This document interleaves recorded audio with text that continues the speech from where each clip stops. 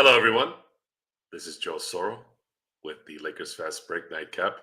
I don't know why Gerald had the snack pack as my intro, but here we are.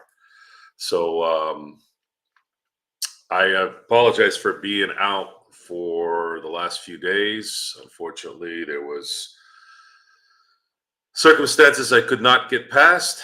Had to had to take a little bit of a sabbatical, but I'm glad to be back.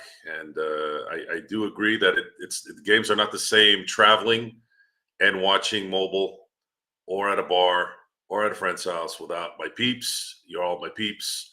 Glad you're here tonight. And I I almost didn't make it tonight. I had a few things that popped up, the usual to do things like communications and plugs and HDMI cables and all that stuff. And with that, I figured since we're on a little 3-game winning streak here, what better way to celebrate than using the Crown Royale with cheese as a nightcap? Not much of a Crown guy, but I figured, Royal, Crown Royal, Lakers, purple and gold. So I'm going to have a drink here, talk a little bit about the game. I did watch every minute of it, and I quite enjoyed it. And as far as your guys' rants, I do have something to say about the Anthony Davis ending. Salute to everybody. So let me get to the game first. So I'm watching the game, right? Now, I did something interesting on Saturday that it's rare that I ever get it. It works out this way. So the Steeler game started at 1:30 p.m. Pacific Standard Time. I was planning on leaving early Saturday from where I went, and it was, pretty far away from where I live. So I was trying to get back in time so I could watch the game and do my thing. However, the night before, I was asked to have a late breakfast brunch get together, and I couldn't say no. Just somebody invites you to something like that, I just felt kind of okay. Well, I'm obligated to go just out of respect. So I ended up going. Went, ate, and then met a few people I didn't know, and then we ended up going back to the place I was, and then ended up staying there a little longer. So now I had a dilemma. Do I go to a bar where I'm at and watch the game? Probably a quarter in, maybe even the first half in somewhere. Well, I was like, nah, it's not going to work. I don't want to wait till later in the evening to drive home, because then it's going to get dark, and it's a pain in the ass when you have to drive late up in the mountains and all that to get back home. So I decided to take a chance. I said, okay. So I got the Steeler game at 1:30, and then I got the Laker game after that, or actually right in the middle of it. I said, I'm going to avoid everything. I'm talking the phone, the TVs, any kind of radio. I mean everything. And lo and behold, I get home at like 9 o'clock, and I have not heard one thing from anything. Sean had sent me some messages about some college football games, but I didn't even tell him not to say anything. He just, by chance, he didn't say anything about it. And I ended up watching the Steeler game, of course, terrible ending there. And then right after that, I watched the Kings game last night, and was thoroughly impressed by what they've done here in the last 3 games. So the funny part about the Anthony Davis ending is is that Anthony Davis got a call from his wife, and she said, Rui saved you. and then Anthony's like, so that made me feel worse. So I could totally see that conversation. Hey, honey, how you doing? Hey, congratulations on the win. By the way, Rui saved you. And it's like out of nowhere. Like, you couldn't have gotten worse. And by the way, guys, I mean, seriously,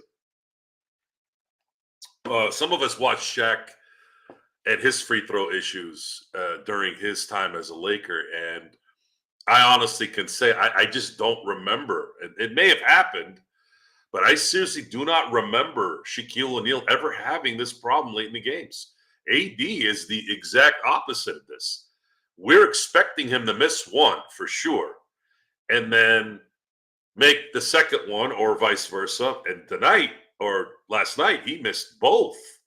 So it's clearly mental. There's got to be something that he needs to do. I don't know if he's got to talk to Ron Artest's psychiatrist. I don't know if he's got to go talk to Shaq. But this thing is going to happen more often than not. And he's going to have to solve that problem. And that's kind of the end of that. I just thought the quote was funny. So that's why I wanted to start with that. But I do want to say I had predicted that the Lakers were going to lose the Memphis game and both the Sacramento game based off of how they were playing, and they completely reversed this. And man, LeBron looked like he was on fire yesterday. He was moving, he was driving, he was doing a lot of work there. And of course, AD, looking at the box score, I cannot understand. Someone help me with this. How the hell did AD again only get 3 blocks last night? I could remember 5. Are they not counting blocks after 3 with AD in these games? Especially after the night Wembanyama had, where he had 30 points and 10 blocks? I'm in bewilderment. I don't get it. Am I wrong, guys? Am I seeing something different here? He was blocking everything, everywhere. So I don't know how he got capped at 3 again, but absolutely a phenomenal defensive game last night. He also had 15 rebounds, and I know the boys went through the details with you, but so I'm not going to go into the stats too much. But I did want to say again, it was the cool thing about not being live also is I watched the game in about 50 minutes. I used to be able to do that before I joined Lakers Fast Break, and it makes the day go by much quicker. But yeah, seriously, Jeremy, I saw for sure at least 5. I don't know what the hell these statisticians are looking at, but it's the word I was looking for was bewilderment. Am I saying that right? Complete bewilderment. See.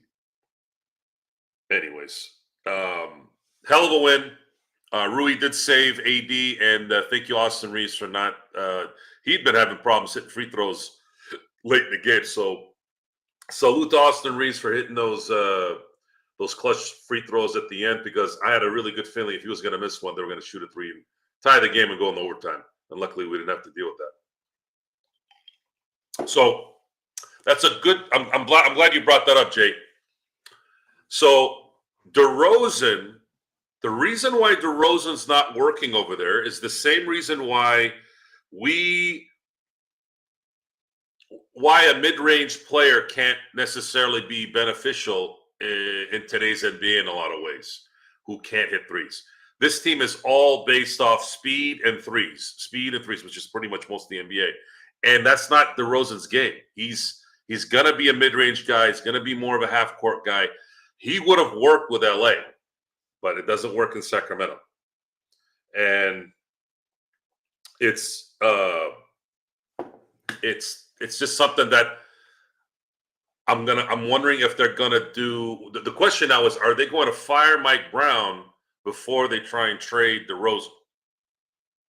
They're not going to trade him to LA because I don't think they want to help LA, but that would be somebody I would like as the third guy if there was a possibility of getting him, because I still think he has game. I just think he's in a bad system over there. He would work in LA. Very good. His game would work in LA. Let's just put it that way. You might not agree with me, but I think that anybody that can play like he can will work out with AD and LeBron and the team that's built here. Who to trade him for, I don't know. How's it going to happen? Probably won't happen again, because I don't think Sacramento is going to want to help the Lakers anyway, so it's probably a moot point. Let's see here. Let me answer some of your questions. I kind of started out kind of guns a-blazing here. Yeah, the cool thing is they went in Sacramento in both games and won both games. So the Lakers are not going to see Sacramento again in Sacramento the rest of the year, unless by some miracle they play in the playoffs, which it's going to be one or the other that's going to make the playoffs. I don't think it's going to be both. I don't know about that, Frank. I think he's okay in this era. Just got to be the right system. As good as Kawhi is at hitting the long shot, he's still a mid-range guy when he was healthy, and it's beneficial when you have the right players around you that can keep things kind of like a last resort. Look, if you can't get somebody open on the threes, or if they've got the paint kind of clogged up, 2 points is still an easy 2 points is still better than 0. So what the NBA has become is, in a lot of ways, it's like 1A, 1B, get to the basket, shoot a 3, and then the mid-range is now third. If you can't get 1 or 2, get the third. At least it's not 0. And that's kind of how I look at it. Let's see here. What else you guys got? Doesn't fit the Kings. Derozan, that's a pretty good one. I've never heard that one, Jeremy. That's a good one. Derozan? Where are we here? I know somebody had a question here. I'm going to try to go over here real quick. Where are we here? Welcome all. Merry Christmas to all of you. Thank you very much. Search. Yes, welcome. Merry Christmas coming Wednesday. I'm going to be dressed as Norwal, by the way. For those of you who don't know who Norwal is, we have it's in the movie Elf. Everybody wants to be Buddy. Everybody wants to be the dad. Everybody wants to be the elf dad or whatever. I'm like, how about Norwal? I want Norwal. So it's this big onesie with the horn on it. I got the whole outfit. So it's a onesie. I'll be sporting that for Christmas. So I'll see if I can send some pictures to show everybody.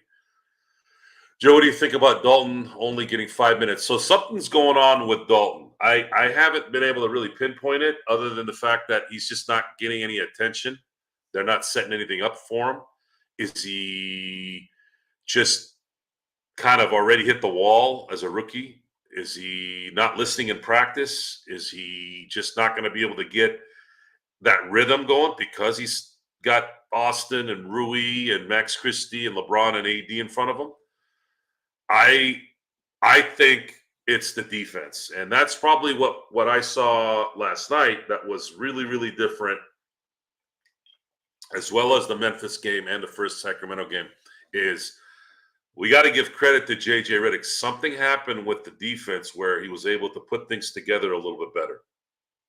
Guys are in position well, the spacing's well, and their energy is sustaining through 48 minutes. Their offense hasn't really kind of went, because a lot of times when you're playing hard defense, your offense kind of suffers. They still scored 116, 113. They didn't score a lot last night, but it didn't matter. They still went over 100. I think the defense is what's kind of brought them back a little bit. And Dalton struggles on defense. That's kind of been his issue anyways, even before he was drafted. But I have full confidence at this point, and I think J.J. Redick's done relatively well this year, considering a few things here and there, which I didn't really put on him because talent levels is still kind of suspect. But I think there's a chance he might be able to figure something out here eventually, now that the kind of the tracks are back a little bit for the Lakers to win those games they should win, and even beat a team as good as Memphis here with them struggling. I think if they can carry that here for Christmas and beat Golden State, which Golden State's been hitting the shitter. I don't remember, guys. When was the last time the Lakers won a Christmas game? I had forgotten, actually. I have to look back now that I'm thinking about it. Be nice to win on Christmas. There's a lot of stuff going on Christmas. That asshole in the NFL had to put a freaking football game on Christmas, and now I don't know how the fuck I'm going to watch both games because I'm not going to be at home. So thank you, Roger Goodell, you piece of shit, greedy cocksucker. Yes, I know I'm being kind of harsh there and kind of language, but that guy really, really irritates the shit out of me. I wouldn't watch the football games if it wasn't Steelers playing, but it is what it is. I guess I got to deal with it.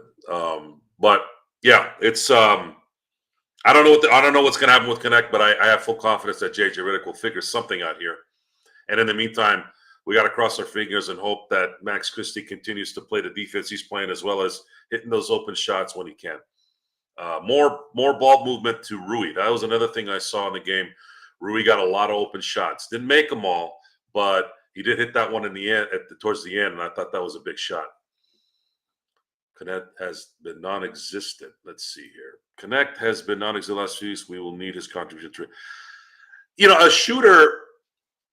A shooter has to have consistency. And if a shooter doesn't have consistency, it's hard for him to shoot, just like anything else, guys. If you're someone who's someone who likes to go to the range and shoot, the more you shoot, the better accuracy and the better feel you have for that particular weapon. Same thing with basketball. If he's not going to be hitting those shots, especially in a game that matters, it's easy in practice, it's easy in shoot arounds like that you can't really ever really mimic game day pressure and game day defense. He's going to need some plays run for him, and I think he's going to have to earn it though on defense and making sure he kind of knows where he's at. But all the more clear, all the more understanding that we know this as NBA fans. We know NBA rookies. It's hard. It's hard to dominate and be great in your rookie year. It's a very, very rare, especially with the last 20 plus years, when we're almost getting to almost 30 years now, when Garnetto came out of high school for the first time in, I think it was 15 years. You have guys now that are not going to come out and shock the world and dominate the league like they did before. Before, you had players who would play 2, 3, 4 years in college and then come into the NBA, and they'd have phenomenal rookie years. Guys like Shaq, guys like Ewing, guys like Hakeem, guys like Ralph Sampson, obviously Magic Johnson, Larry Bird. All these guys came into the league and were instantly just stars, and their game was star-like because there was they weren't like 18 years old or 19 coming in. They were seasoned. They were ready to play professional basketball. And then, of course, you did have a more NBA style offense where you couldn't really zone as I blame the zone being implemented to destroy Shaq's prime, but it can actually hinder a lot of other players, not just the guys that are in the post and guys like Shaq. It's just you're able to guard guys in a different way. You're not in the sense of the zone is being played all game long, but you don't have the issues of accidentally playing zone and getting called for it. You have to almost focus on, okay, you can't guard Larry Bird with two guys. He's going to have one guy on him.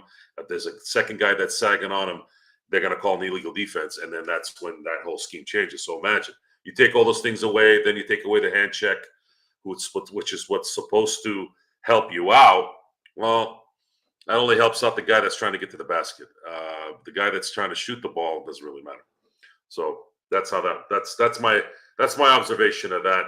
But I feel very confident that Knecht will eventually come back and contribute, especially if the Lakers are able to sustain this kind of play, because they're going to need him. That's the thing, is they will need him to be that guy.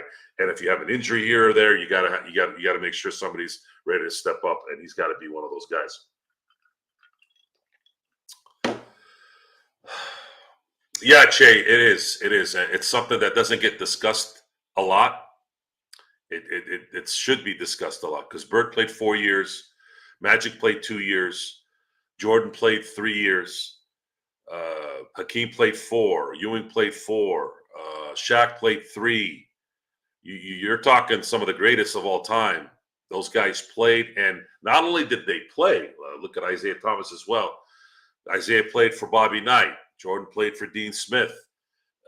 Some of the great coaches that played. Grant Hill, before he hurt his ankle, played for Mike Krzyzewski. And you're talking about some guys, because he came out the gates just guns a-blazing. And Jason Kidd, I don't think he played 4 years at Cal, but Jason Kidd was kind of an anomaly. He was this dynamo of a point guard, the quintessential mega star point guard that just knew he was very, very, very high IQ in basketball and was a natural born leader and did very well coming out the gates. You don't have a lot of that. Melo, Melo played 1 year at Syracuse, got Jim Boeheim his only national title.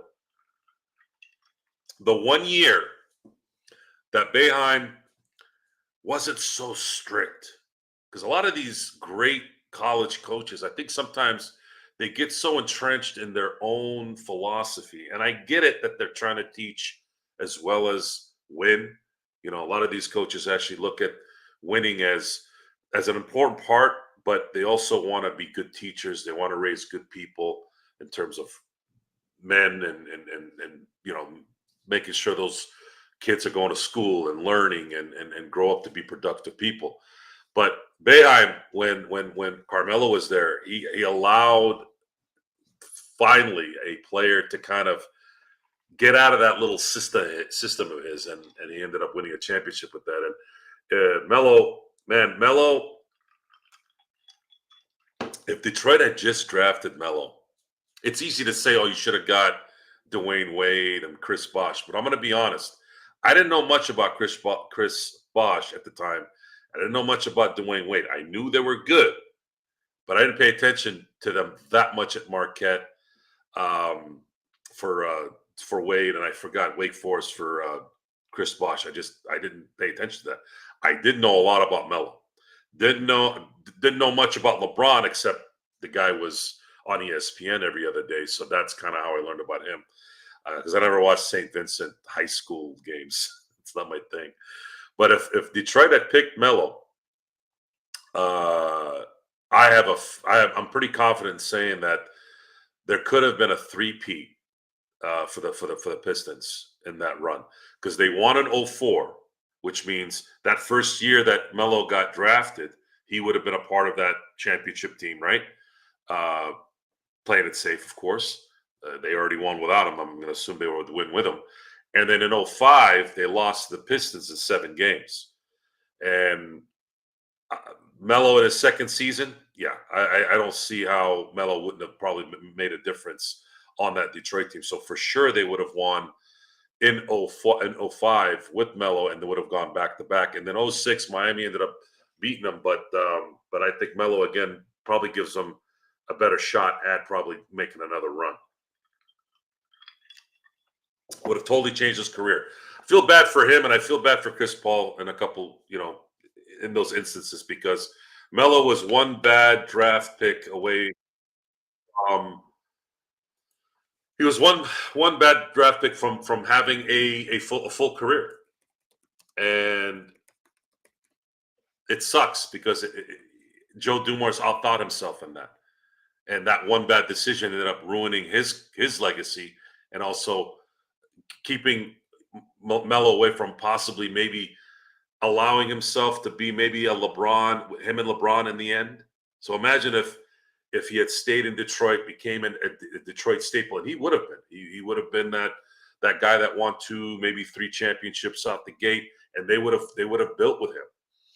And then you would have had possibly a Detroit Cleveland rivalry there with LeBron and Melo, and we didn't get a chance to see that. And of course, the other one is Chris Paul, and how that turned out. I think if he goes to LA, at least wins 1 championship with Kobe, maybe even 2. But again, we're never gonna know.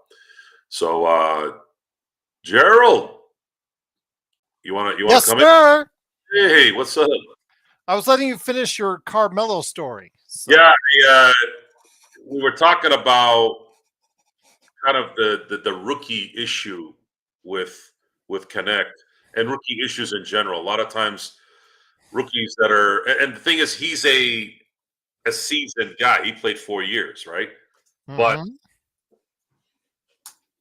the game has changed in terms of its rules. The game has changed within the guys that did stay 4 years back in the day are different than the guys that are staying 4 years now. I didn't get into that detail, but what we ended up talking about was how certain players, as the years went on, like Melo was a good example about how he was pretty much immediate right out of the gate.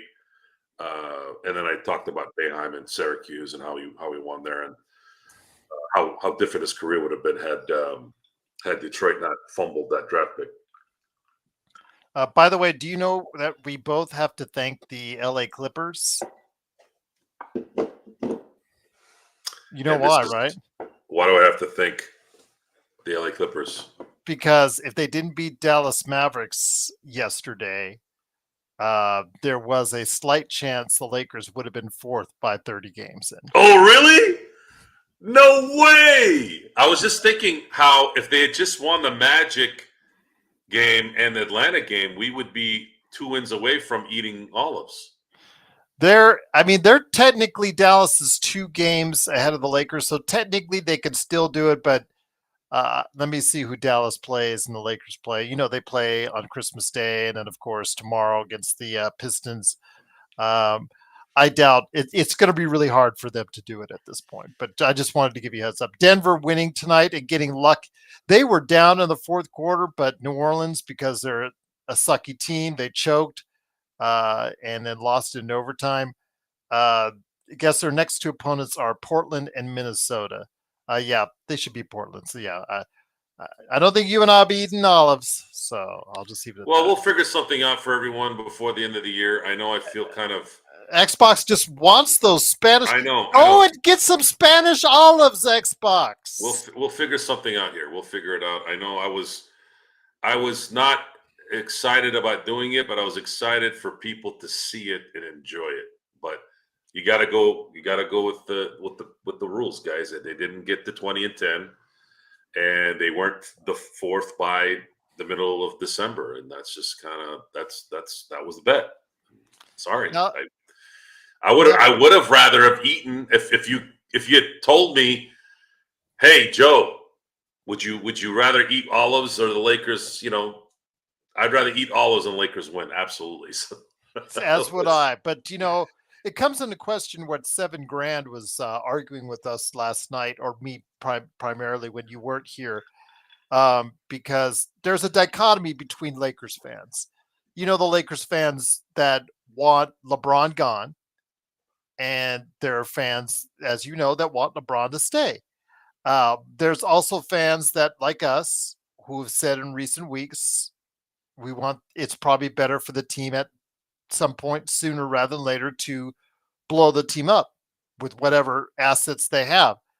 And there are others like $7,000 who want to desperately hold on to that window and, you know, just whatever they can do, get a crowbar to keep that championship window with LeBron and AD still open by any means necessary. And it's okay. If that's your case, fine, but don't belittle others because they feel a different way, because this team, great. They're on a 3-game win streak, Joe. But as you've seen right now in the Western Conference, anybody between 5 and 12, if they go on a 3, 4, 5-game win streak, they're right there. Just, you know, these teams, all those teams right there are going up and down and up and down. And I just don't think that this team, even with Rob running it, especially with Rob running it, will make the decisions that they can, or even make the decisions that are possible out there. They don't even have the assets to improve this team to get into that top 4 and stay in that top 4, Joe. So I'm just worried, you know, at some point that all these people, and I remember, I see the comments, you and I see the comments from all sides of the spectrum, not just one side, but the other. I have to answer all of them. And it's just disappointing to see some people just really take it out on others because they don't want to see the other end of it. That's fine. I get that. I understand that. But my fear, Joe, is that Rob will the window will close. LeBron will be gone. AD will be gone. We'll have no assets left because Rob will have desperately tried to make a couple trades that weren't in our benefit, and it didn't get us anywhere for about a first or a second round exit in that whole time. And then we'll be really, really out of luck at that point in time. So that's where we stand. Yeah, there was a major discussion over the course of the weekend on it. I wanted to bring you up to speed on it. But, you know, when we say we want the team to blow up, it's because we're worried about what's to come. We can't this is December.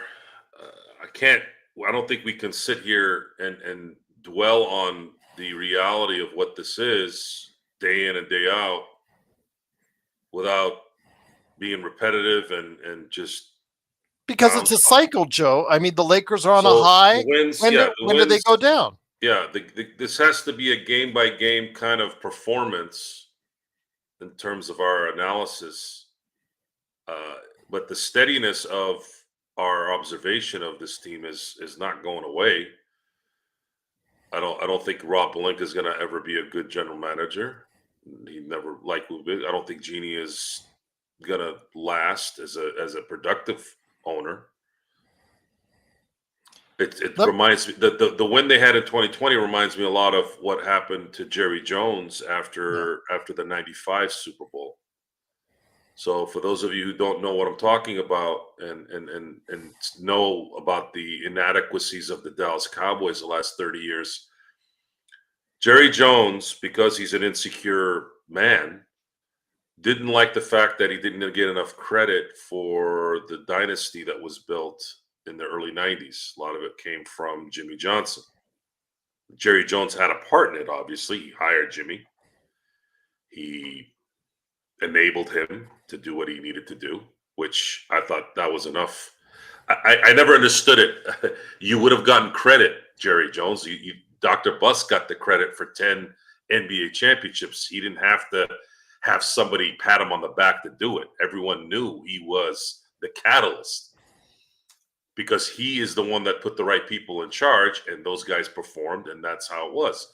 But Jerry Jones, much like a adolescent child, wanted it more direct, or maybe just for himself. So what ended up happening was him and Jimmy Johnson parted ways. He lost in the NFC Championship game that year, and then the following year ended up getting back to the Super Bowl with Barry Switzer and winning the Super Bowl. And in his eyes and his thoughts, probably thought, "Oh, see, I told you I could win without Jimmy Johnson." Probably, right? Yes. But the problem with that mindset is that he won with Jimmy's guys. So the moment those guys checked out, he has never been able to recover. And that's what Genie and Rob have in the 2020 title. They won this title because LeBron James decided that he wanted to come to LA. Why he wanted to come to LA? There's been reasons why. I've thought of, well, what better place to be at the twilight of your career? He's the king, right? That's his self-proclaimed king, playing for the greatest basketball franchise of all time. Makes sense. Purple and gold, right? King, purple and gold. Did he see a chink in the armor in ownership to where he thought he could maybe have some power? Probably. And Magic Johnson probably closed it. Sure. Okay. Do you put a lot of that on Jeannie and Rob? Maybe Jeannie to a degree, because she did put this together with Magic and kind of the setup.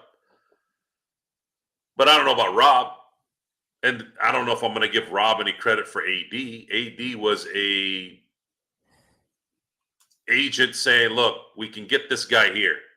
So just make sure that the details are put together. Okay. They get that done. And then, of course, they end up winning the championship. But then after that, when adversity came, they panicked. And LeBron could take some blame here too as well.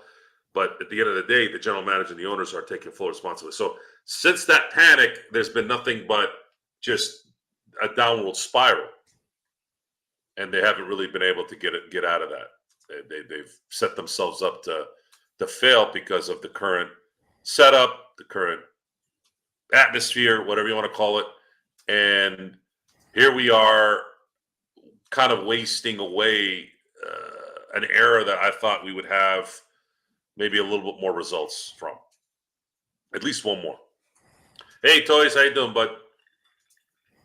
The other thing I wanted to mention to you in the comments of recently that I had to respond to, is something that's happened before, is where you give an opinion and they focus in on your opinion and just give it a blanket opinion of the entire channel and all the panelists.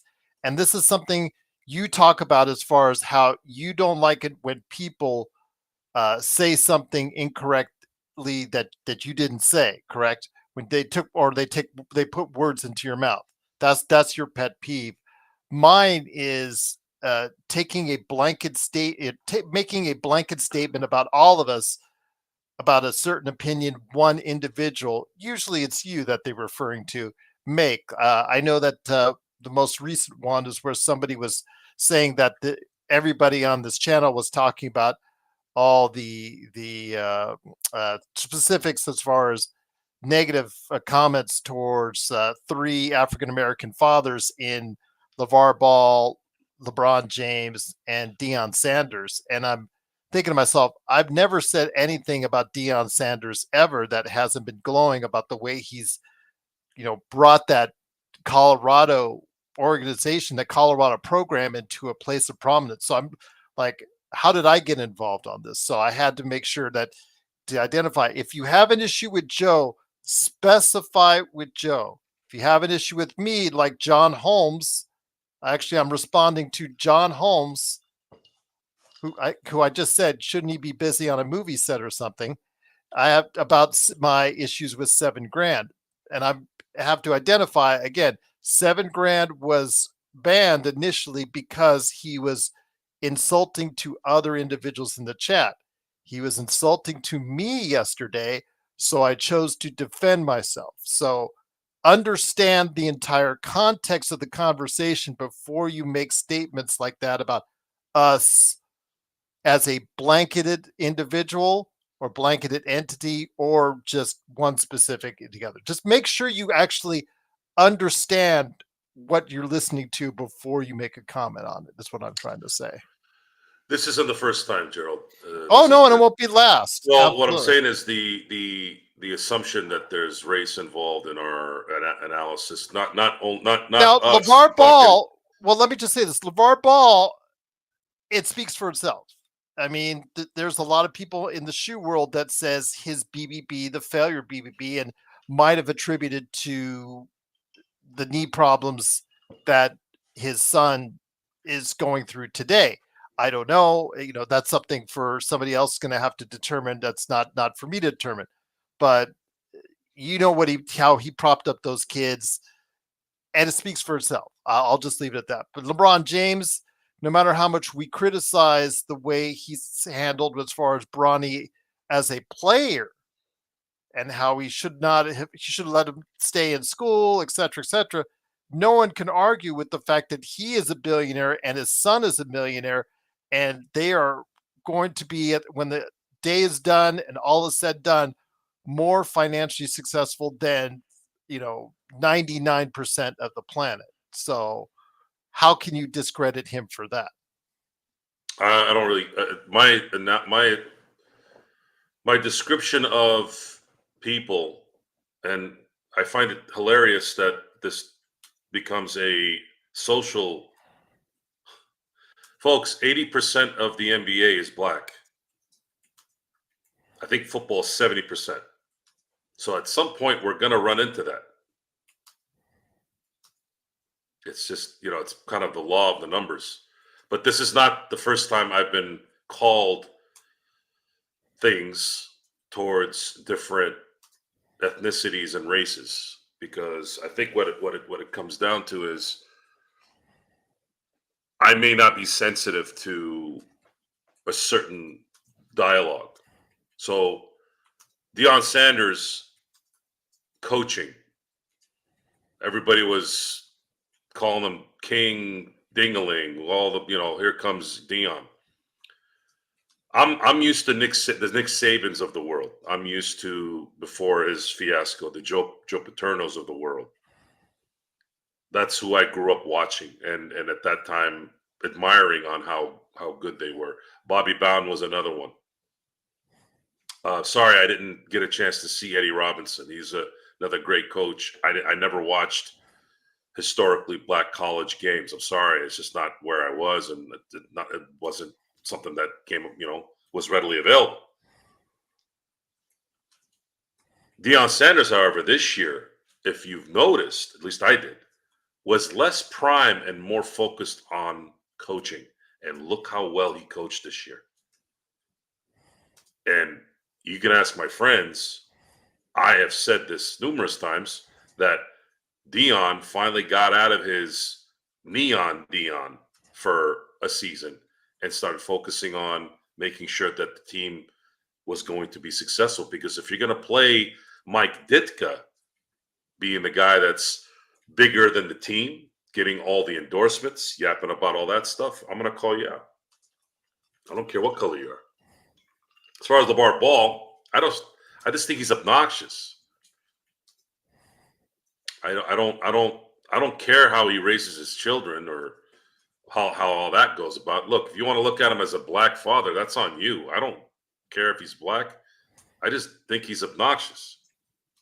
That's that. And as far as LeBron's concerned, LeBron is my issues with LeBron is the distractions that he brings that don't involve basketball sometimes. And a lot of it is his immaturity. And as far as his son is concerned, I've never said anything about him and his son in terms of his. You've heard me, Gerald. How many times have I said I don't care about what these guys are doing at home? You've said that plenty of times. And this is not going to ever change. It's going to get worse because people want to believe something that's going on in their head. It's good. It's there.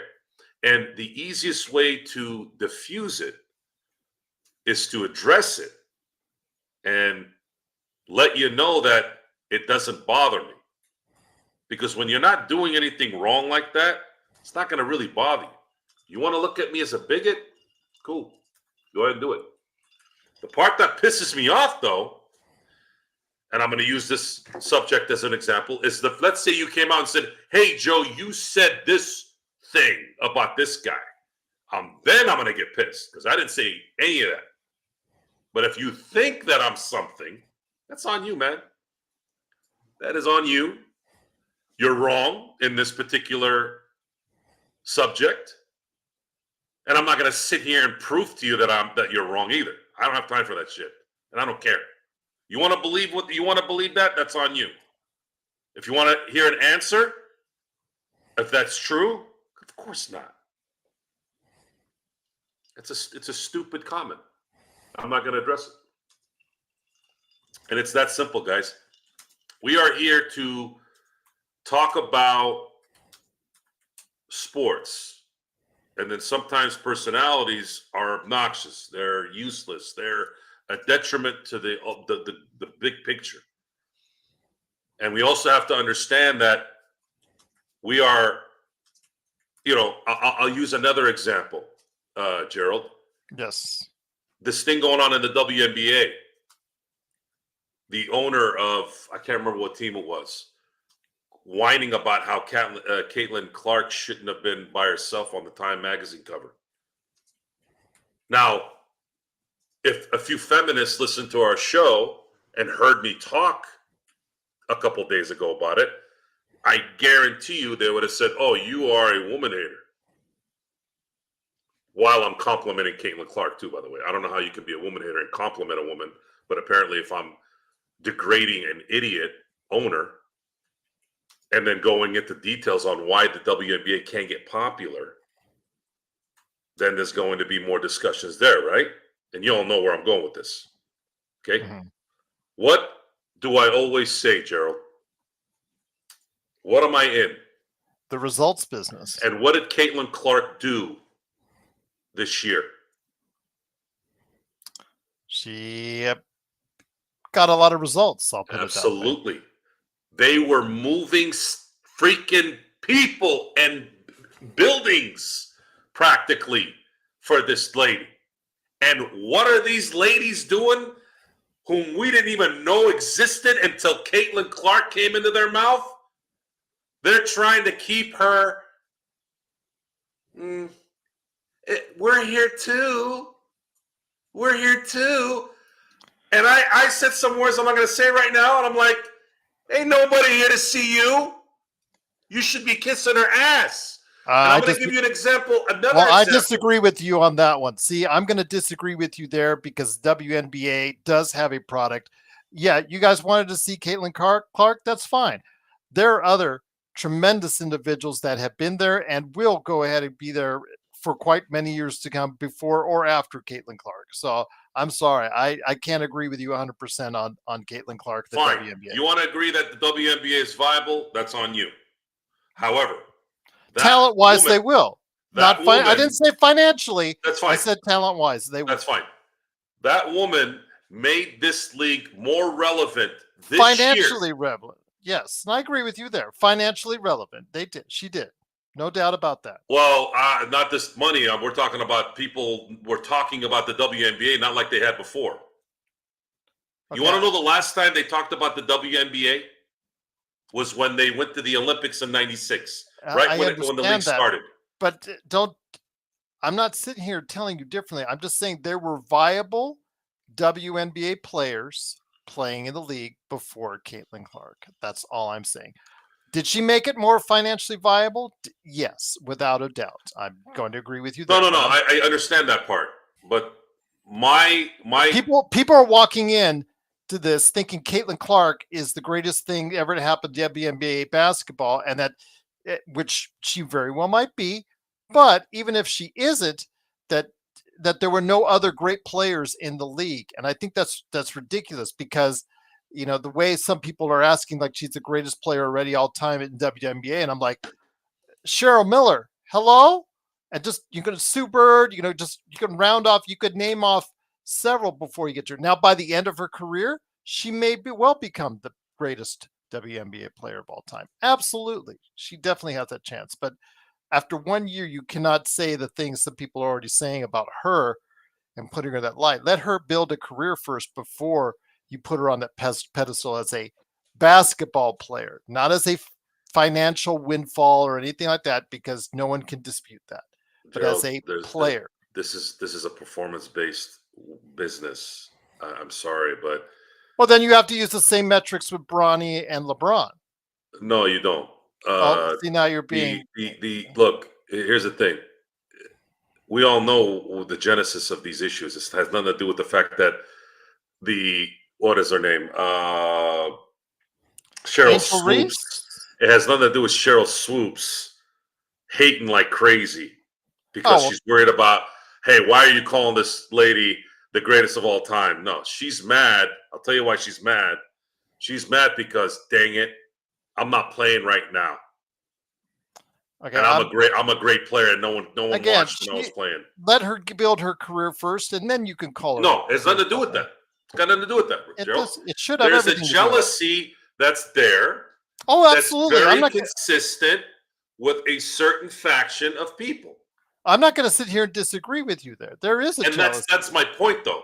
You're not wrong in saying.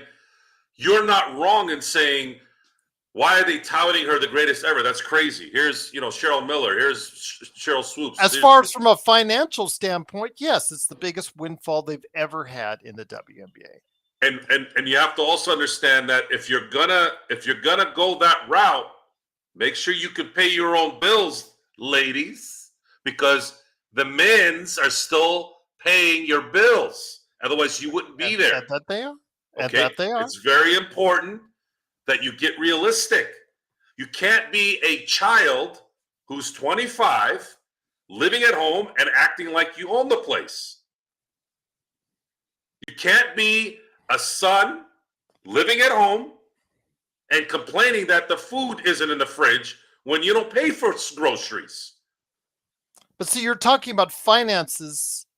Gerald, this league doesn't exist without finances. That's how it works. Yeah, but you say all that, and then again, I don't want to even defend Bronny, but Bronny is making the Lakers hand over fist in money.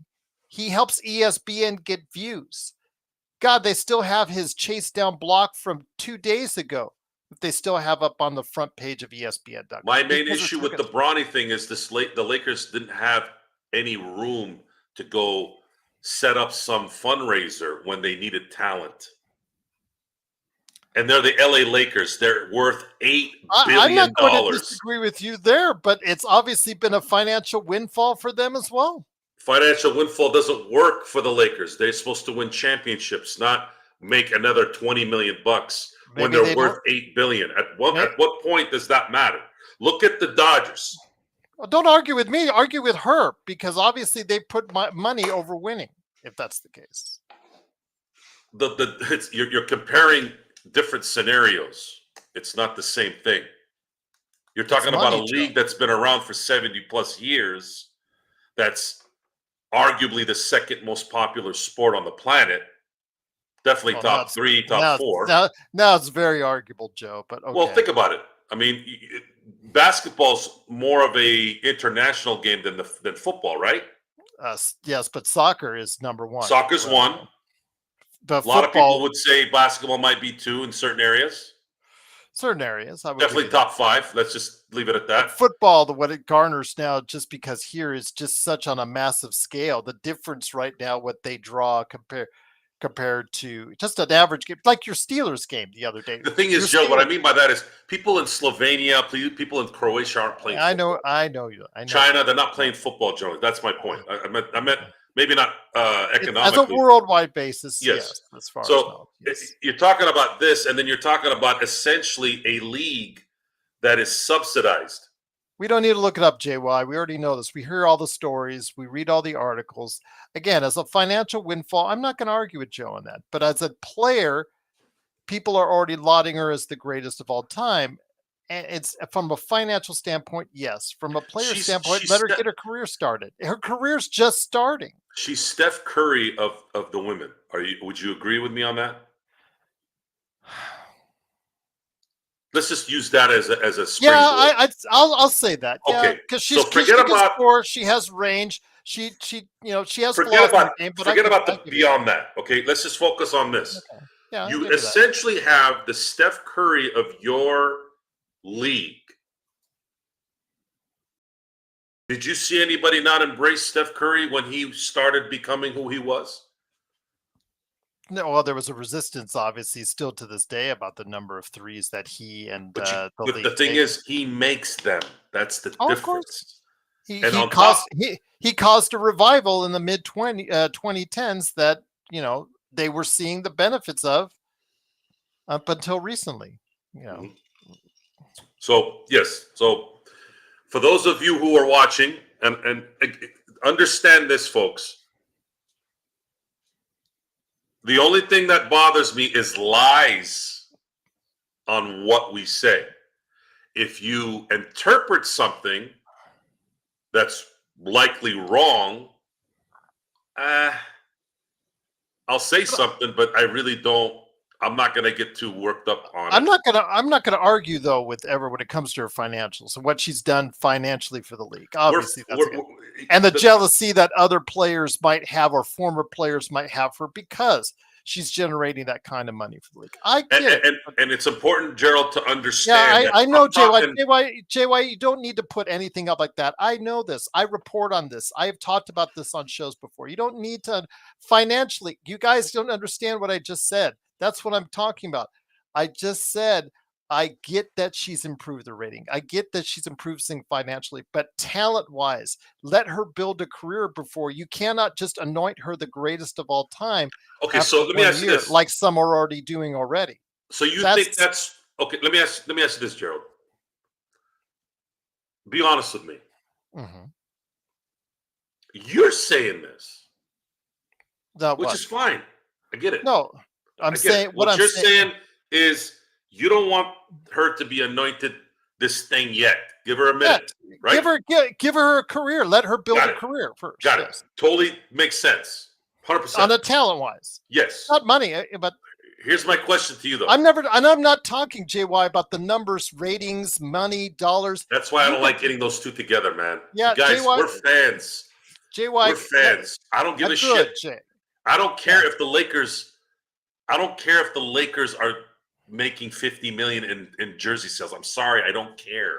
I'm talking about her on the court. She's just a finished. So let me ask you this question, Gerald.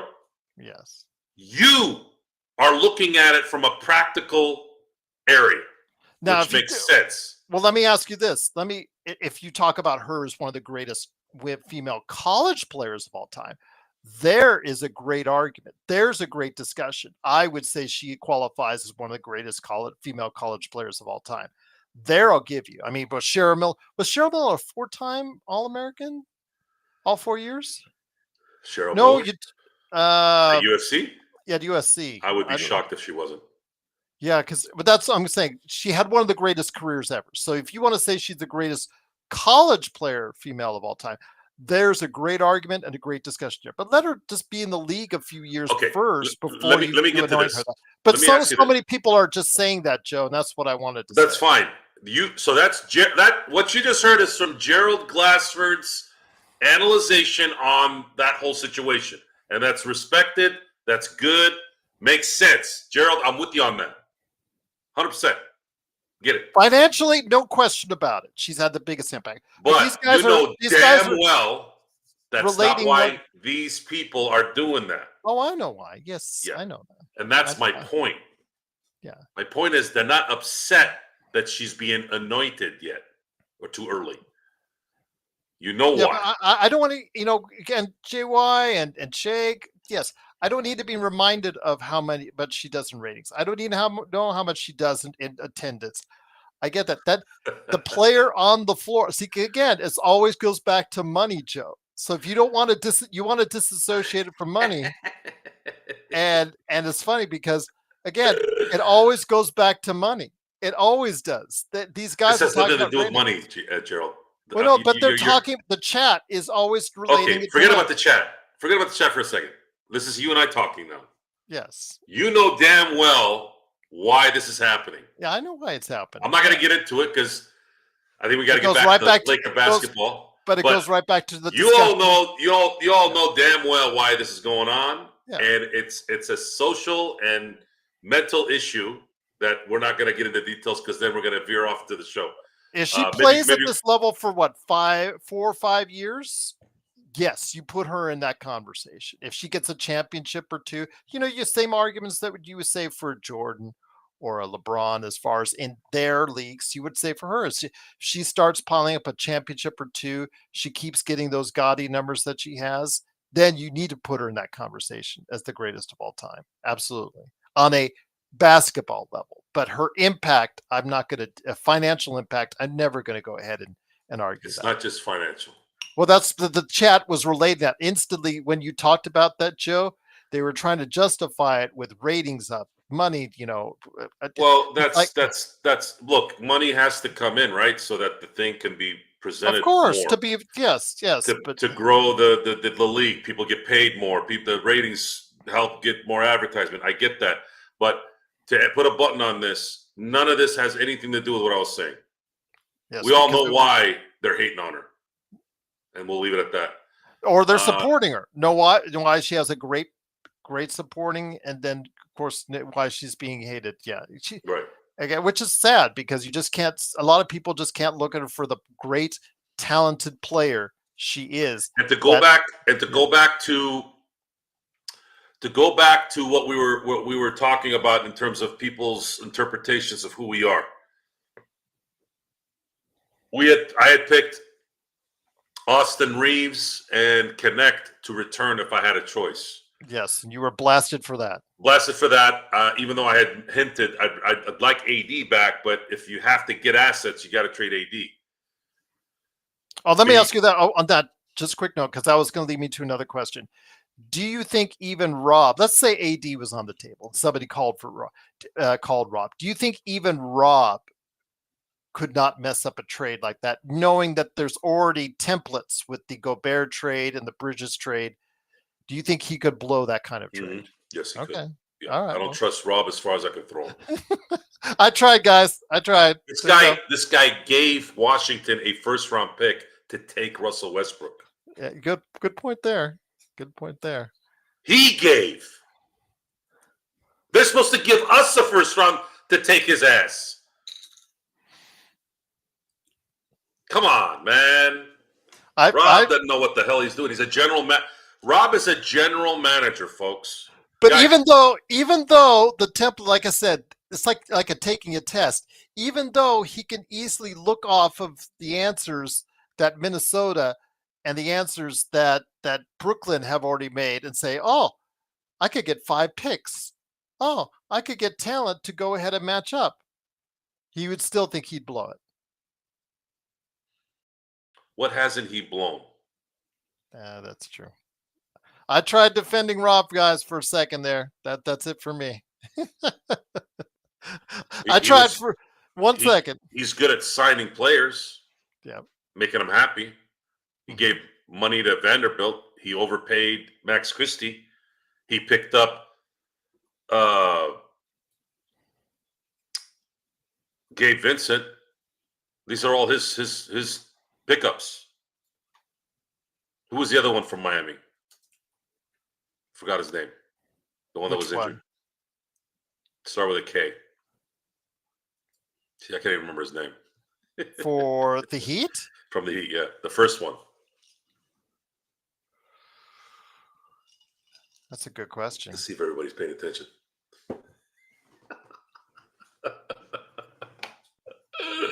Do those really work, those CBD gummies?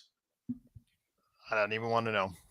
Although you can get them like candy here in Las Vegas. I'll just say that. Thank you. By the way, Search and Destroy. There's a Kendrick Nunn. Thanks, Jay. Search and Destroy. He signed Kendrick Nunn. He signed Gabe Vincent. He overpaid Max Christie. Yeah, Kendrick Nunn in Europe now. Yeah, he's playing in Europe now. He let Magic Johnson trade Zubac.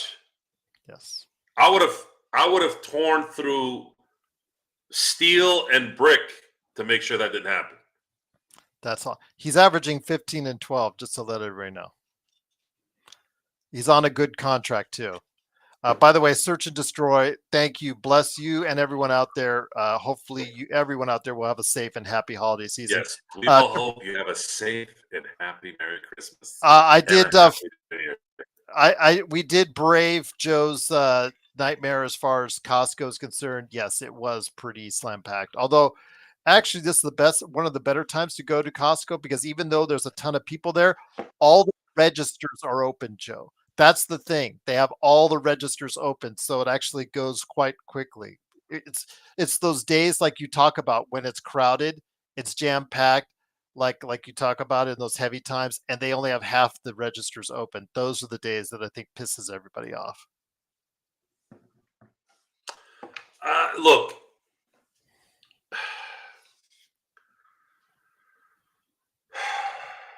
JSJ says Magic is part of the Guggenheims. He is, but I think the Guggenheims would get someone in place not named Magic to. You all know Magic is day-to-day. my guy, and he'll always be my guy. That's my guy. As a player, absolutely. No. As a man, I shook his hand. I looked right in his eyes. That is a good, great, everything great. And as a businessman off the court, no one could question that. The guy is great. Yes, he's great. Magic is great. Horrific off the court. He's a beacon of light in society. What he did with what his situation was, and the just the aura and the goodness of him. Oh, $7 grand. One of the greatest. One of the greatest. But he has no say in anything in LA when it comes to the Dodgers. Zero. But they would be, I think what JSJ was alluding to is, let's say the Guggenheims did get control of the Lakers. Would he put his hat in, and would he go back to running the day-to-day? And that's something he admitted after he left he didn't like doing, and he didn't even want to do. He doesn't need to. Yeah. He's such an astute businessman outside. I mean, he's got a lot of investments that have really paid off for him outside of what he's dealing with with the Guggenheims. He deserves a lot of credit for that, for making himself extremely financially successful outside of a basketball forum. And that's what people like Magic do. Kobe Bryant, Shaquille O'Neal. I'm using people that I know for sure, that I'm familiar with, that I have watched for 30 years now. What I notice about Magic Kobe, and Shaq, especially Shaq, man, because Shaq is really out there. He's really out there in terms of his participation. Magic, he's not going to be the kind of the circus wrangler out in public like Shaq is. Shaq enjoys being Shaq and goofing off. Shaq has made millions being Shaq. Yes. Shaq, Kobe, and Magic Johnson are guys that just, it doesn't matter where they go. It doesn't matter who it is. Doesn't matter what country, what ethnicity. They just make everybody feel comfortable. And that is who Magic is. That is why you want Magic with you. When Magic is there, when Kobe is there, when Shaq is there, that people just feel comfortable. And see, again, when we talk about the Lakers, getting back to Lakers, there's this dichotomy, and $7,000 is here. We had our discussion yesterday on it. People are taking sides. It's, again, what do you want the Lakers to be? This team is riding a 3-game high, 5th place in the Western Conference. Do you see anything better for them, Joe, for this season? Do you see them pulling off? In fact, Anthony made a comment who watched after the fact.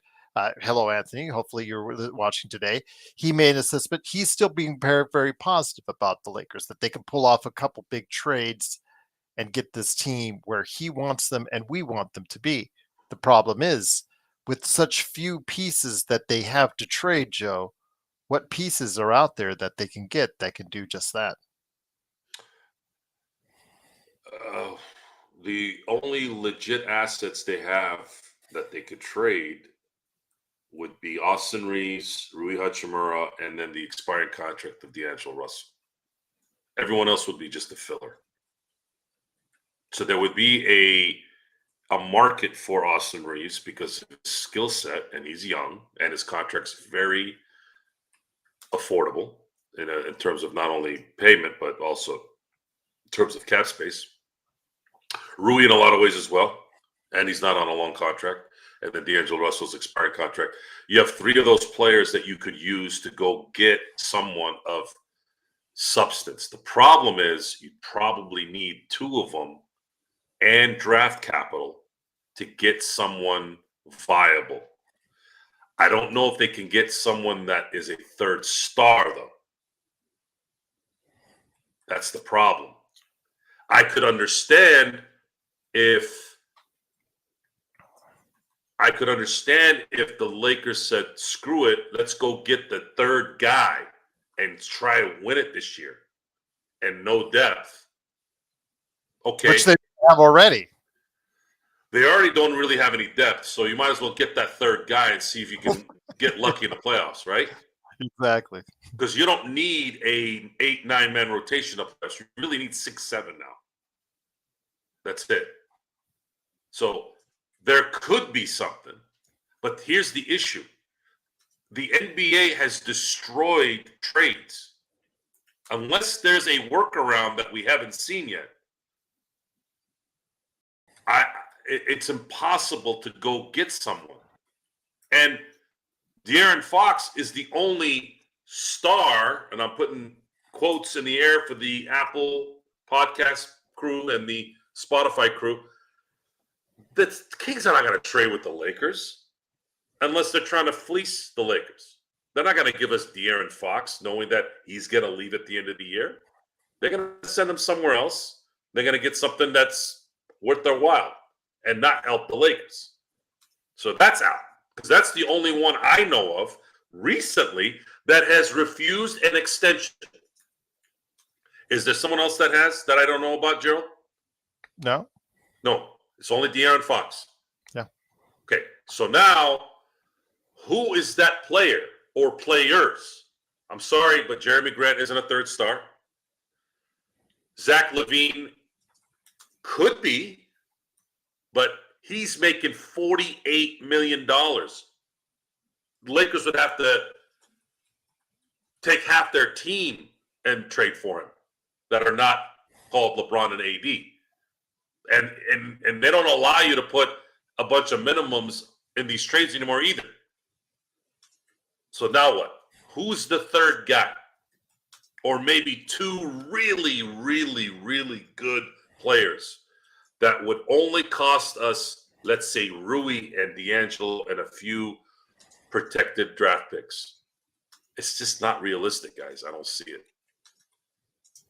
But I will pray for it. Please, God, can we get those two players or maybe that one star and win a championship? There you go. You heard me pray for it.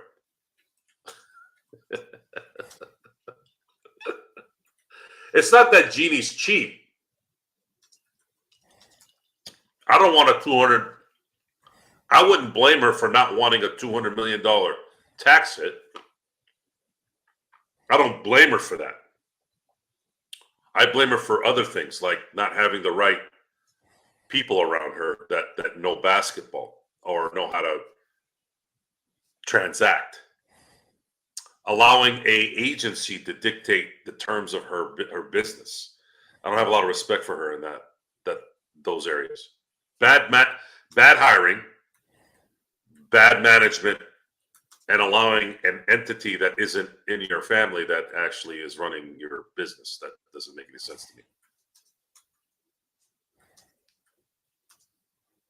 So that's kind of where I stand on that. But again, a lot of people are satisfied to go ahead and still stand. And I respect that. I respect that very much as far as if you want the LeBron AD window to continue. But are you, I mean, as $7,000 was saying yesterday, he was clearly in favor of keeping the LeBron AD window, no matter even if it meant us being in the play-in year after year after year, going through these up and downs. That's a terrible way to look at it, folks. I'm sorry, folks. This is the LA Lakers, number one. Forget about what we think. But there's always a hope that there could be one. This is the LA Lakers. Okay, this team is about winning championships. And until they put that monstrosity of a banner, the IST, only thing that goes up in the rafters is championships. And those jerseys that are up there, only Hall of Famers. That's the standard.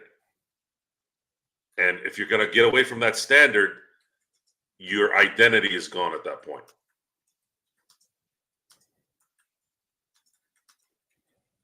Rebuilding is never your choice, $7,000. People get old. People can't play anymore. That's the worst thing I think that both us and that let's take Milwaukee, for example, Joe, who just won the NBA Cup, but then got blown out by 30 at Cleveland just a few days later. I mean, it kind of puts things in perspective. Aren't those fans also as well worried about their team getting old as well? They have Giannis is over 30, but still playing at an incredibly high level. Lillard gives you still a lot, but he's in his mid-30s. Of course, Middleton, he's just coming back from injury. He's in his mid-30s. Lopez is in his mid-30s. That team, like the Lakers with the LeBron AD window, you don't know how far or how long it's going to stay open because the fact they're older, Joe. They're just older. It's just that. Yeah, rebuild is never your choice, really. It's something that has to happen. We look at the history of the Lakers. Let's go with. It's very hard. It's very hard. Well, let me put it this way. You like to always put sometimes as far as use other teams in sports as examples. Take the Angels, Joe. Remember they had Ohtani and Mike Trout, and they tried to build a team around them. And what they get one playoff run, I think. One playoff run that Not entire Ohtani. They got one playoff run with Mike Trout, and they got swept. And they got Ohtani after that, tried to build around it, and it never materialized. Trout got old. Trout got injured every year. Ohtani left. Look at them now. And because they didn't trade away one or both of them for look at that. That's a good scenario to talk about. We're fans. I don't care about jersey sales. I'm sorry, I don't. I don't care if Jeannie makes $1 billion in jersey sales. I don't care. I'm watching and I'm investing my time in them winning. trying to win. Now, you're probably saying, Joe, what the hell do you think we're doing here? We're trying to win. You're trying to win. Trying to win what? Well, Joe, we don't have a choice right now. We got to go what we got to go with. We might not be able to win a championship, but LeBron and AD makes us relevant versus going to a complete rebuild. Okay. I get that. I get that. I get that. But when does it stop? Are you going to sit here and become a show versus a winning team because you're so worried about starting the next phase to try to go win a championship? The longer you wait, knowing you're not going to win, the longer it is you're going to get a taste of what you're supposed to go after. At some point, you have to let it go. It sucks, and I hate to say this in a lot of ways. It's something that I battle within my head. Clayton Kershaw did not pitch in this year's playoffs. And I thought that was a huge advantage for the Lakers. I'm sorry, for the Dodgers. And look how it turned out. Sometimes you just got to let it go, guys. Sometimes it doesn't work. He's going to come back next year. I don't know why. I know he doesn't want to go out not playing in the playoffs. But then I start thinking, what is Kershaw's role next year when they do make it into the playoffs? Because right now, without him in the rotation, they have plenty. And why are you going to use a pitcher who's clearly past his time and clearly couldn't do what he needed to do even when he was in his prime?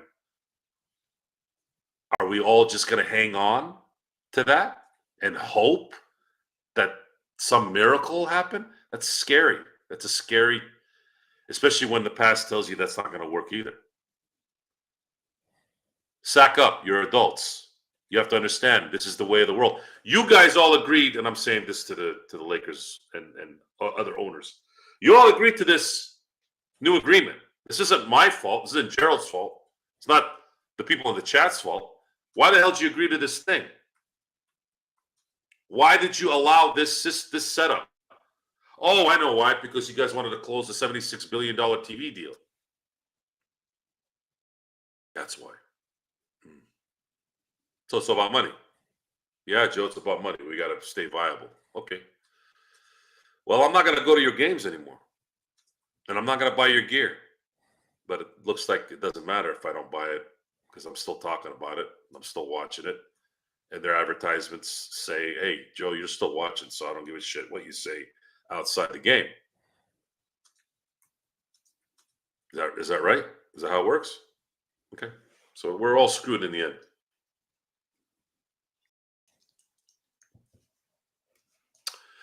Ask Angel. Angel is a first timer here, right? Angel, is this the first day you've been on here? I think he's been here before. Oh, so I'm glad you brought that up. The Lonzo Ball hype was exactly that. It should give you an idea of the differences between those who do their homework and those who don't. And I'm going to go back a few years earlier. You remember Jahlil Okafor, right, Gerald? Yes, I do. You obviously remember. Tried to come back. Didn't he try to come back this summer? Did. But you also remember, Karl Anthony Towns was going to be the first pick that year. But at that time, they didn't know which one was going to go first, right? Then finally people wised up and said, no, it's going to be Karl Anthony Towns. Well, folks, for months, it was going to be Karl Anthony Towns with Jahlil Okafor. And even Magic Johnson, in his wisdom, was like, I like winners. Jahlil Okafor is a winner. Now, if Magic was in charge at that point, he would have drafted probably Jahlil Okafor, which would have been one of the biggest blunders in Laker history in terms of a draft pick, right? But then I found out about a week before the draft that there was talk that Jahlil might not go second, might go third. And that's exactly what happened. Why? You know who the GM was at the time? It's Mitch Kupchak. Mitch Kupchak did his homework. Mitch Kupchak went to the gyms. He scouted this stuff. And he said, nope, Jahlil's not going to be that guy. I'm going to go with the D'Angelo Russell. Who else was in that draft in 2015? I'm going to look at this real quick now. I'm kind of rolling with this. I got it. NBA draft. Porzingis. So Porzingis was in. I remember that because Zingus, Dingus, Tingus, Tingus. Okay, Devin Booker. By the way, that's a great video. Absolutely hilarious video.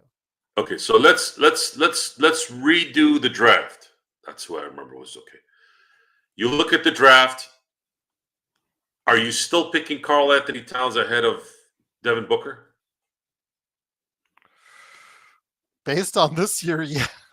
Yeah? No. I mean, actually, probably over the course of the career, no. It doesn't matter. It doesn't matter. It's close. It's close. For sure, right? It's going to be one or the other, right? Yeah, Booker's probably had the better career of the two, but Towns is a better player right now. Got it. So for sure, those two would be 1 and 2.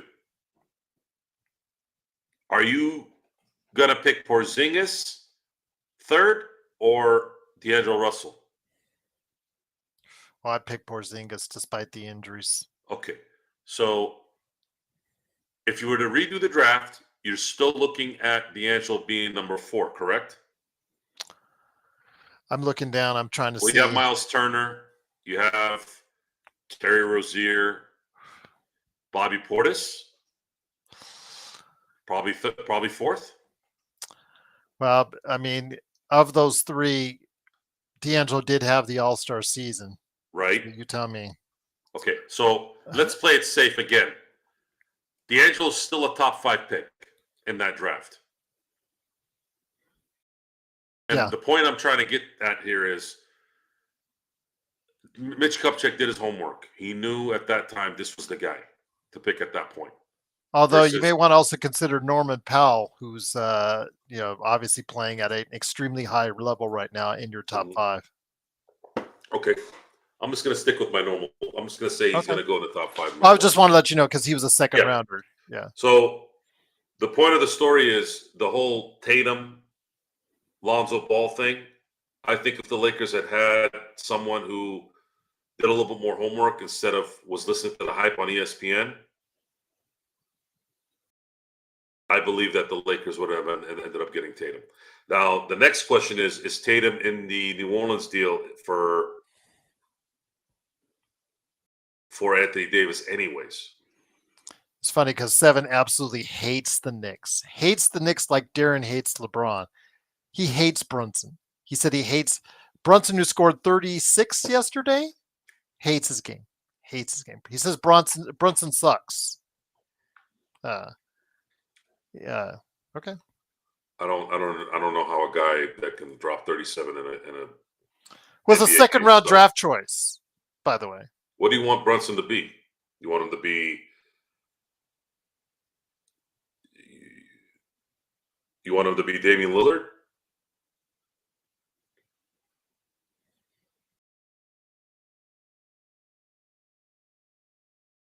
I don't think so, Eric. It would have been one or the other.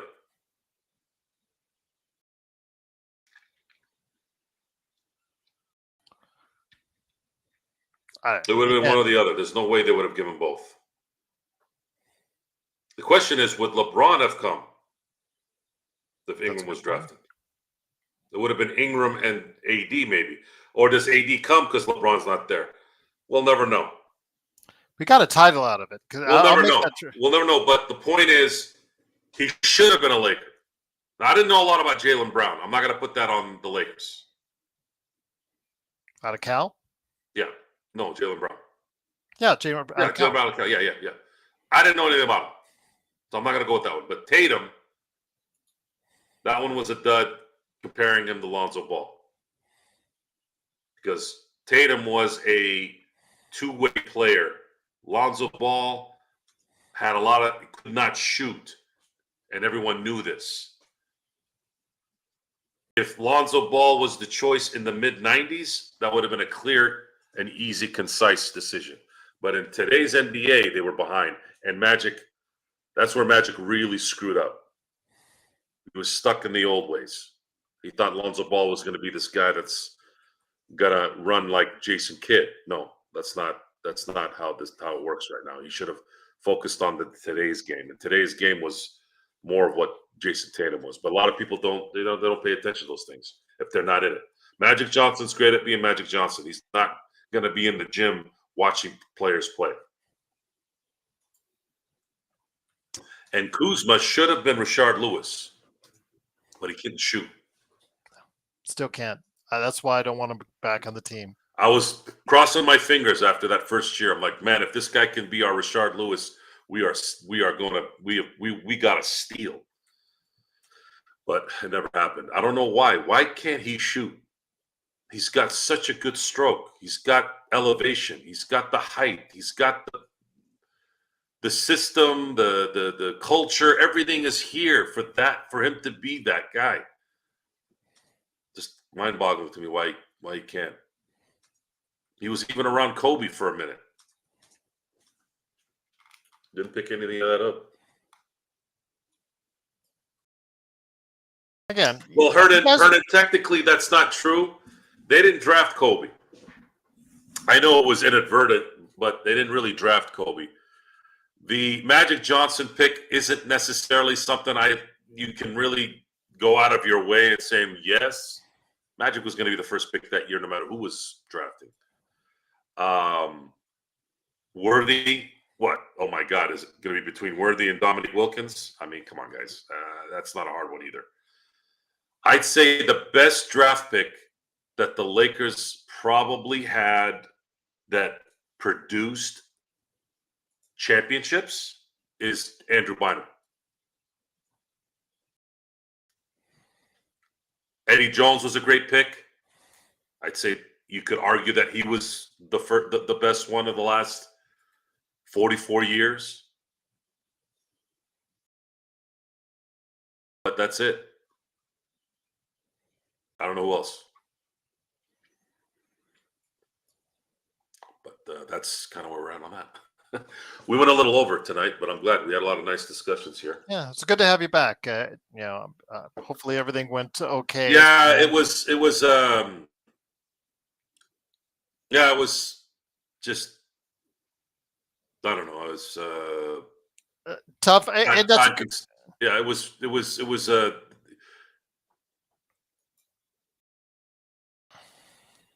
It was understated. I'll just leave it at that. But anyways, I'm wishing the best for you. Yeah. Well, before we go, I just want to put this tough set of bets. How long will we have to wait for relevancy if we did tear it down? Could it be 5 to 10 years? Can you wait? Again, not every with Rob running the show. You're right. All bets are off on exactly if he would make the smart moves to do it. But I mean, do you guys want just this up and down type format that we're going through right now and play in every year, play in every year, play in every year? I mean, if you're happy with that, that's fine. But Joe and I are involved in championships. That's what we want. Ultimately, it's a clear path to a championship is what we're looking for. But again, I don't trust Rob either. So could he make those moves? Like OKC, Joe. Remember, they were a playoff team in the bubble. They blew it up. Chris Paul, Schroeder. They blew it up. They kept SGA. Remember, they were 3 guards, and they kept only SGA up. That they blew it up, moved on. They sucked for a couple years. They got all those draft picks, made all the right moves, and look at them now, Joe. But can every other team do that? No, but at least there's a template out there, Joe. It's not like it's not been done before within a relatively speedy amount of time. I mean, that Sam Hinkie way in the 76ers, no. Obviously, that's a miserable failure in trying to rebuild and blow it up and rebuild.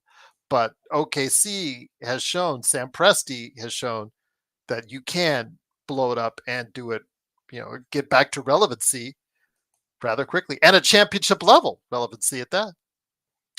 I don't know how long it'll take.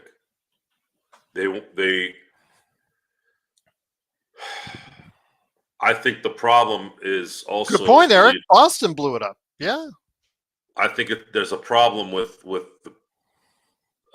ownership that's not capable of adapting to today's atmosphere. Also, I don't believe Genie can compete in this new wave that's coming. Hernan says, "Do you think Rob and LeBron's relationship could be strained after the Westbrook trade?" Nah, I think they've already blown it off. I mean, Who? remember Rob and LeBron's relationship? Hernan was asking, could be I don't know strained if they after. really have a relationship, honestly. Well, you remember Hernan though. Rob did when he realized he blew it financially and had the Lakers in the second tax apron. He asked LeBron to take a cut on that 1-1, and LeBron obliged. LeBron could have been a jerk and said, I'm going to stick to what you promised me, and didn't. He acquiesced $3 or $4 million. Now, mind you, his son got a 4-year contract, I think, shortly thereafter, if I'm not mistaken. So you can read into that how you want, but I think they have a decent relationship. But I don't think that LeBron ultimately thinks that he is, like all the rest of us think that he is a top shelf GM, because he has to have more than one trade deadline success in order to put himself in that level. NBA players are going to have to, if this is the agreement that they want, they're going to have to take less money to field a competitive team. This is not, they've essentially made a pseudo hard cap in the NBA. You've made it difficult for these teams to move players. So this team is, this league is hell bent for some stupid reason to stop people from moving locations. That's all the more reason why, Joe, you need a GM with a really high acumen towards. Not only that, you have to have the right coach, and you have to also have, if you have stars that you're drafting, understand that if they take up too much money, that they will not be able to field a competitive team year in and year out. Tom Brady knew that. It took less money every year. JY says Devin Booker was passed over for D'Lo. Make that make sense, Joe. Oh, he wasn't just passed by D'Lo. He was passed by several teams. By several teams. Yeah. Yeah.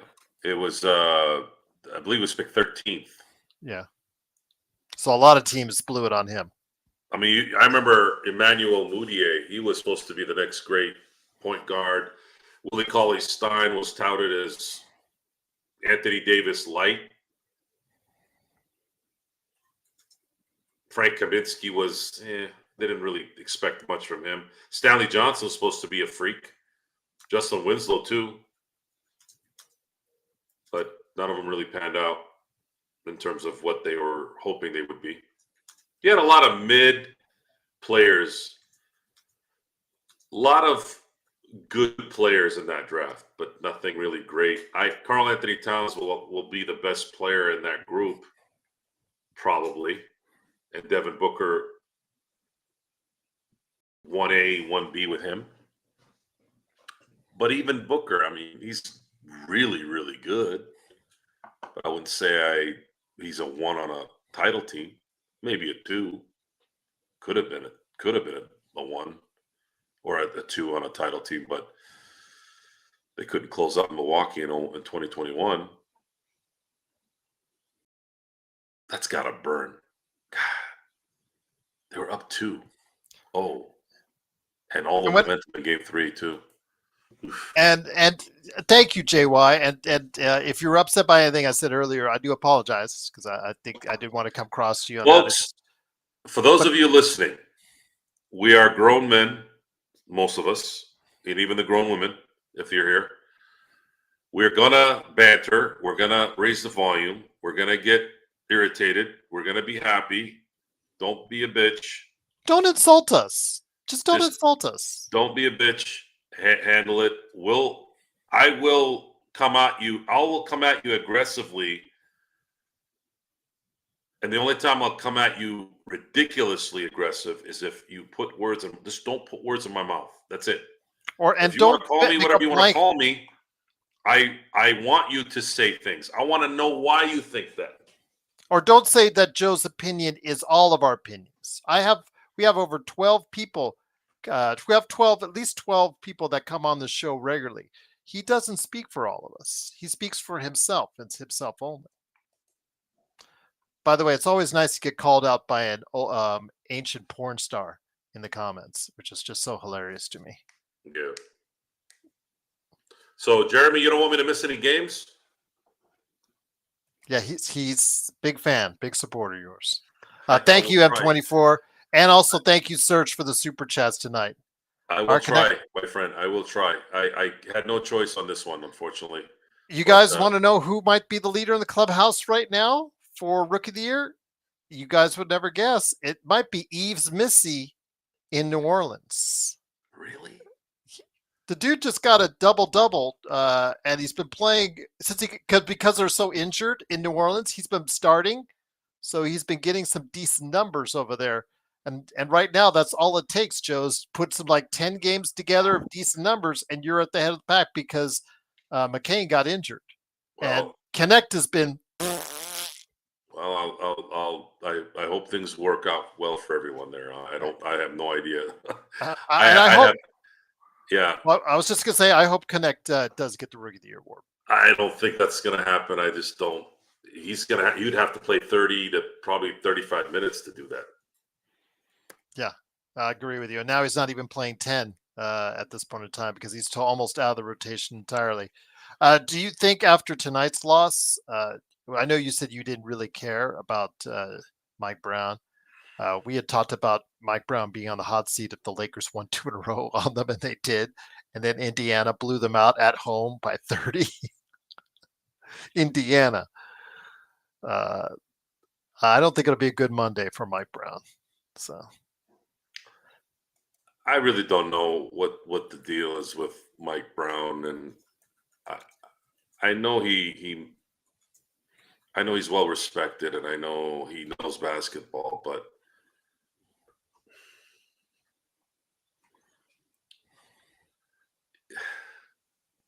is he a really good coach? Can he be a really good coach? Is this roster really the kind of roster that he can kind of use his expertise to its fullest extent? I don't know. It's hard to be an NBA coach. It really is. Yeah, they lost to the Pacers tonight, Jeremy, by 30 or 30-ish. So at Sacramento.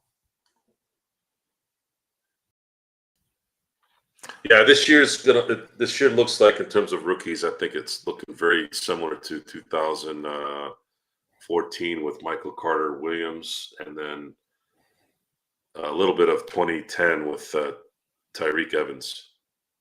Kind of guys that were floating in that draft class and all of a sudden came out of nowhere. That Derozan deal is looking worse and worse all the time. Yeah, it's a bad spot for him. And we didn't really know it would be this bad. I don't think they made a bad decision doing this. I think they wanted to maybe have another option to go to in case they needed to go that route. But I watching, especially last night, watching Derozan, he looked uninterested. It's more his mental than his physical game. Xbox. On that note, I want to thank everyone for being here tonight. And again, sorry for not being here the last few days. But you didn't even tell us how Corrupt is doing. Oh, Corrupt's doing great. We're getting a lot of positive responses. We had some prominent people playing it for 4 hours online.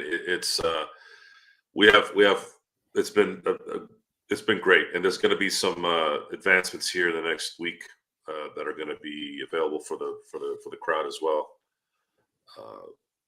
Very excited for what's coming. At the beginning of the year, we're going to be talking to one big company in particular that's pretty much verbally said that we're going to start doing some things with them in terms of a marketing standpoint. So we're happy, and right out the gate, a lot of good reviews. A lot of good reviews. The usual negatives here and there, but they all are kind of constructive, except for maybe one that was kind of obnoxious, but that's not bad. One out of hundreds is pretty good. But we're excited. We're very excited with the initial response. We had a lot of people going, we didn't even know this game was going to come out. That's why marketing is important, and that's what we're working on next. And we were advised by our particular potential partner and say, hey, go get out and let's see how the response is, and that's only going to add to more of the possibility of putting together a financial number that can make sense for everyone. And you didn't even tell people about the big sale right now going on, Corrupt. No, there's a first week is 20% off, $24.99 down to $19.99. Yes, till the 26th, everyone. Yes, and enjoy. Our goal next is to reach the non-fighting game people. It is got a current positive score on Steam, Yes. which is altogether important. They haven't hate bombed you because of you. No, yet. the community will respect an indie, especially when the indie is doing what it's doing, which isn't conventional. This isn't a pixel art game. This is a group of 7 guys who made something look close to a AA game. And some even say AAA. That's a little bit out of my knowledge, other than the basics. So I'm just kind of rolling with what my people are telling me. But we're very, very happy. And I do not see this not becoming a huge success. And if it's a huge success, folks, we're all going to have a huge success. Because this has potential of being something that could put us in a different financial category. I own the merch. I own a good piece of the merch. And our current possible partner is very excited about the merch. And when businesses are excited about merch and sequels, we know that they are seeing something bigger down the road. And that's all we can ask for. So I'll give you more information on the next show. We're going to continue to improve there. Thank you all for being here tonight. If you guys want to reach me, you can reach me on Facebook at Johnny. You just look for Johnny Blade with Freddie Freeman as the Statue of Liberty in New York. If you want to reach me on Instagram, it's sinblades_turf. If you want to reach me at X, I don't really go on X much because X is a filter of shit, but got to have it these days. And again, I talked to Mark on it on chat, so I'll never get rid of it as long as Mark is alive. You can reach me there with the only place that has my real name, Jill Soro, LFB. Oh no, I'm not freaking. I'm not going anywhere, guys. This place will be like, yeah, this place is gonna get enhanced when I get enhanced. And just to let everyone know, give an update on the memberships. If you go ahead, again, it's $2.99 a month. We added some new emojis, or we changed some emojis around, including right now, you can have a little Mark, aka Xbox, right there as an emoji right there. If you want to. Don't worry, Mark. At some point, unfortunately, not at the beginning, because right now we're only talking. It's likely going to be an exclusive that they're working on with Sony, but at some point it will be on Xbox, and y'all can enjoy it on that particular platform. Until then, Gerald, thank you for being here tonight. Good discussions, some good kind of getting into the heat of certain things I didn't expect we would tonight. Thank tomorrow, tomorrow, I should be available. Okay. Tomorrow. Well, it's Detroit. Yes, I should be available tomorrow. This was the one game I said that they would win here the last day, so I hope I'm not wrong. Because I've been wrong the last 3 games. Thank you. And I think they need to get revenge on the loss in Detroit. That really bothered me too. That should have been a win as well. But until tomorrow, have a great night. Have a great evening. Have a great morning wherever you are. Until next time, we'll see you next time.